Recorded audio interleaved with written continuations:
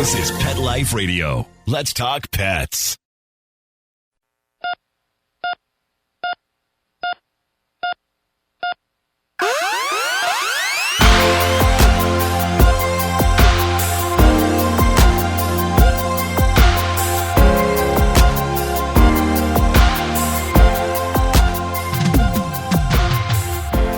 Welcome to ER Vet on Pet Life Radio. I'm your host, Dr. Justine Lee, and I'm a board-certified emergency critical care specialist and toxicologist. Thanks for joining us today. Today, we're going to be talking about a specific type of cancer in cats called lymphoma. We'll be right back after these messages. My cat Lily loves to sleep on my head in the middle of the night and then run around chasing imaginary mice. And you know what? That's all stuff that I can deal with. What I can't deal with is a smelly, stinky litter box. So I use Arm & Hammer Clump and Seal. It clumps tight around odor and destroys it for a 7-day odor-free home, guaranteed. That way, Lily isn't bringing home any stink into my house and not near my head in the bed. Because an odor-free home is a happy home. Arm & Hammer, more power to you. Let's Talk Pets on PetLifeRadio.com.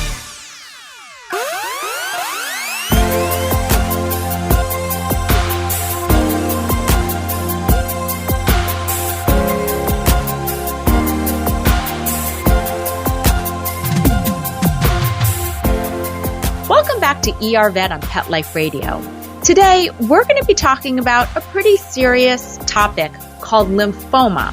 This is one of the top 3 killers of geriatric cats. And unfortunately, as cats live longer, thanks to improvements in quality of care, better nutrition, and preventative medicine, I often see older animals succumbing to cancer. But I wanted to educate pet owners on this one because this is one that potentially has the most hope. In other words, this is one that can potentially respond to things like chemotherapy. Now, there are a lot of different types of cancers in cats, but the one that affects cats the most, again, is lymphoma. And this is really similar to non-Hodgkin's lymphoma in humans. Now, this is a type of cancer that typically attacks the lymphatic system. In other words, the lymph nodes, the white blood cells called lymphocytes, and the thymus gland. But it can also spread to other organs. I end up seeing this a lot at the ER vet because it results in really chronic, vague clinical signs. And it can be a little frustrating to diagnose. So that's why I wanted to just educate pet owners on it. Now, when lymphoma cells grow in the body, they typically grow in 3 main areas. Again, the first one is the lymphatic system that I already mentioned. This is going to be the lymph nodes, and this is called the multicentric form. This is the type that dogs get the most often, and that's one of the reasons why it's so important that you have an annual examination at your veterinarian. Your veterinarian specifically palpates all the lymph nodes to make sure there's no sudden swellings in the neck or the armpit areas, which could be lymphoma. The second body system where we can see lymphoma, especially in cats, is the gastrointestinal tract. Now, the gastrointestinal tract goes from the stomach, well, it actually starts back at the mouth to the esophagus, down to the stomach, the small intestines, and sometimes the colon. And this is one of the most common areas where I see cats getting diagnosed with lymphoma. It's really important to be aware of this type. So if you have a cat that vomits or has diarrhea, you want to make sure that you're following up carefully with your veterinarian. In another episode of ER Vet, we talk about inflammatory bowel disease. And this is the other rule out for a cat that vomits or has diarrhea. We want to make sure it's not cancer or lymphoma. The third area where I can see lymphoma is in the mediastinum. I know it sounds like a big word, but that's basically just the space that's in front of the heart.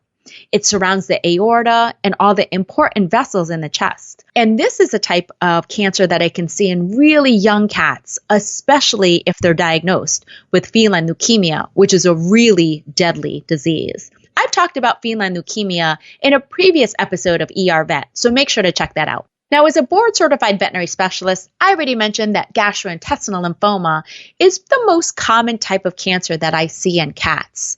Now, there is an association between the inflammation in the gastrointestinal tract and the potential development of lymphoma. And so cats with inflammatory bowel disease, or what we abbreviate as IBD, may be at risk for developing GI lymphoma in the future. Again, another reason why I keep on harping and saying, if your cat is a chronic vomiter, it needs to be diagnosed by your veterinarian sooner than later. Now, decades ago, before I even went to veterinary school, the most common type of lymphoma used to be the mediastinal type. In other words, the one in the chest cavity. However, this is less commonly seen. And thankfully, that's because we as veterinarians are testing for feline leukemia and we're vaccinating for it more too. Now, don't get me wrong. We can see lymphoma in other parts of the body, but that's less common. So again, it's primarily in the gastrointestinal tract. Sometimes it's in the lymph nodes. Sometimes it's in the mediastinum. But very, very, very rarely we can see it in the kidneys or the central nervous system, like the brain or the spinal cord. Very rarely in the skin, or sometimes even in the airway, in the mouth, the larynx, the nose, or the trachea. Now, lymphoma is a really frustrating disease, and that's because there's two main types, what we call low-grade or small cell lymphoma and high-grade or large cell lymphoma. And these two types of lymphoma act really differently as cancers. Now, low-grade or small cell lymphoma is the most common type that affects the gastrointestinal tract, and it grows more slowly. Because it's so slow growing, thankfully it can respond to oral chemotherapy drugs relatively well. So these are drugs like prednisolone or chlorambucil. And most of the time, 90% of cats will respond to treatment. This is the best type of lymphoma to get, the best type of cancer for your cat, because the survival is longer for low-grade lymphoma, with an average survival of 1.5 to 2 years, which is really, really good. Unfortunately, the other type of lymphoma is called high-grade or large cell lymphoma. This type is worse. In order to kill the cancer cells or to put your cat into remission, which means that the cancer cells temporarily disappear, we have to be really aggressive with chemotherapy. Now, most people have a really bad impression of chemotherapy. They have a negative association with a human family member who may have gone bald or gotten really nauseous or gotten really sick from chemotherapy. In a previous episode of ER Vet, we actually interviewed a veterinary oncologist, Dr. Keller, about cancer and treatment. So I recommend listening to that episode. With high-grade or large cell lymphoma, we do have to be pretty aggressive with two types of chemotherapy: injections and oral medication. The oral medication, again, includes drugs like prednisolone, a steroid that we administer, but it also includes injections of more expensive chemotherapy drugs like vincristine, doxorubicin, cyclophosphamide, L-asparginase, and a couple of other complex drugs out there. Sometimes surgery or even radiation therapy may be necessary. Now, the hard thing to keep in mind with injections of chemotherapy is that you definitely have to go to your veterinarian or your veterinary oncologist for this. It requires injection, it requires an IV catheter at times, and it's more costly. And unfortunately, while complete remission can occur in about 50 to 75% of cats, the survival is much, much worse compared to low-grade or small cell lymphoma. It's only about 6 months.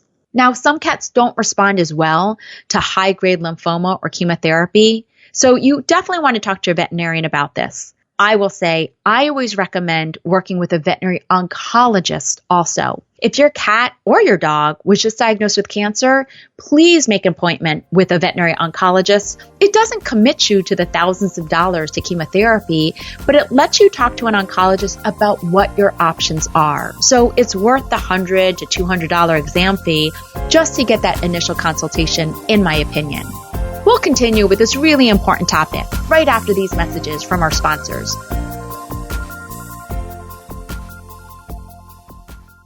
My dog, Mojo, was half beagle and half coonhound. He ate everything in sight. He would swallow things whole, including a chicken carcass, a bird nest with a bird in it, and assorted stones and sticks. We had to take him to the veterinary emergency room. After surgery, Mojo had skin issues. He was constantly itching and scratching, chewing on his feet, and chewing the hair right off of his legs, being irritated, lethargic, and just not the same dog. DINOVITE.com. When we put him on the DynaVite, he took right to it. All of these symptoms disappeared. DynaVite is nutrition. If you want the dog to be healthy, you got to feed it something healthy. Something that he actually likes to eat. You need to put him on DynaVite. DynaVite for life. If you love your dog, you don't just want him healthy, you want him to be happy. You won't believe how happy your dog will be. DINOVITE.com.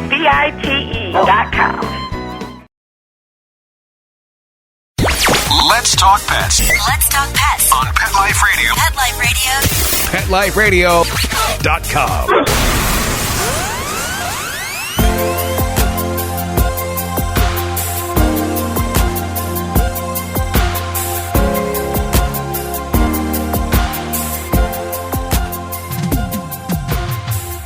Welcome back to ER Vet on Pet Life Radio. We're talking about lymphoma in cats and how it can affect different organs in the body, most commonly the gastrointestinal tract. We also talked about the different types of lymphoma that can happen in the body, low grade or high grade. But with all those fancy words, what is my cat actually going to show when it comes to lymphoma? Well, the clinical signs of lymphoma can vary depending on what organs are affected. But I'm going to tell you that most signs of cancer are pretty subtle. And it's not until they become really severe that I end up seeing them in the ER vet. The most common signs are not eating, hiding, losing weight. Even if your cat is obese, when you pet them, you may notice some muscle wasting over the spine, lethargy, increase in vomiting, softer stool, any kind of abnormal swelling or lumps or bumps on the skin or on the body, difficulty breathing, an increased respiratory rate, or your cat even breathing with their mouth open. These are the biggest signs that I see when it comes to lymphoma. Now, when it comes to diagnosing lymphoma, unfortunately, there's no simple test for it.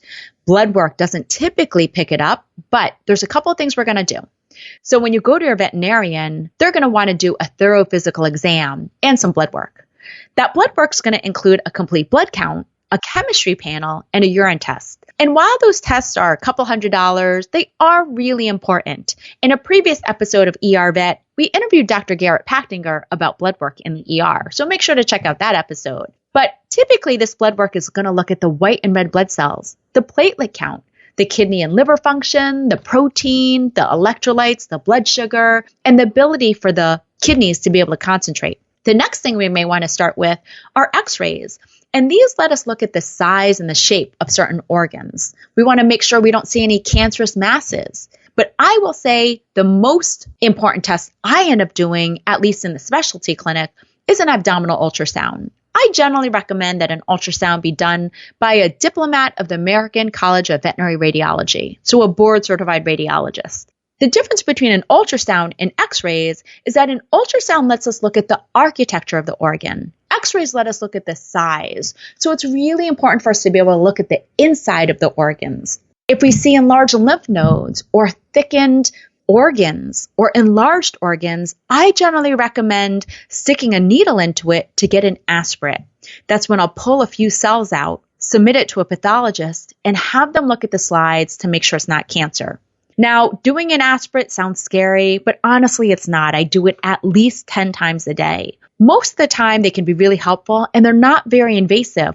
What we're doing is we're sticking a vaccine-sized needle into a mass or an abnormality, pulling a few cells out, and then again, putting that onto a slide. Now, if I don't get an obvious answer on the aspirate, I will do a biopsy.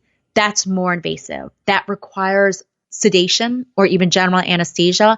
And that's where I'm actually removing tissue, not just cells. But that gives us a more obvious answer. Very rarely, more advanced tests like a PCR for antigen receptor rearrangement, what we call the PAR test, or even surgery may be necessary to help diagnose what's going on. And that's why I always recommend making an appointment with a veterinary oncologist or another specialist for more advanced workup.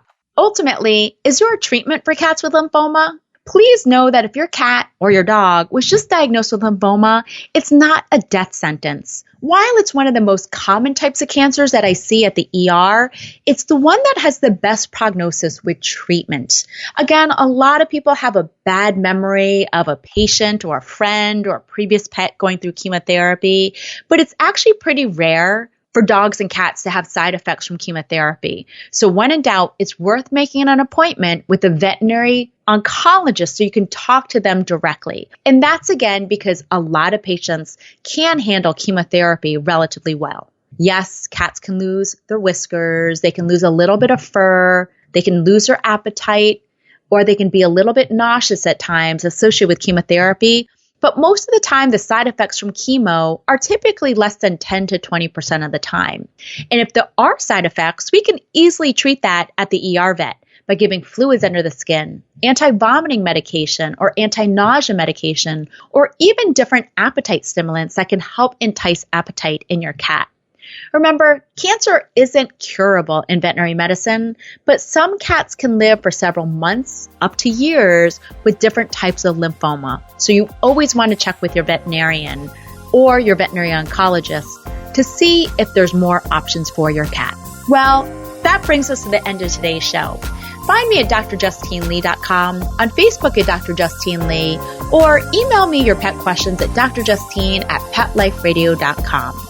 With that, we're out of time, and we want to thank Mark Winter, our producer, for making this show possible. See you at the next episode. Let's Talk Pets, every week on demand, only on PetLifeRadio.com.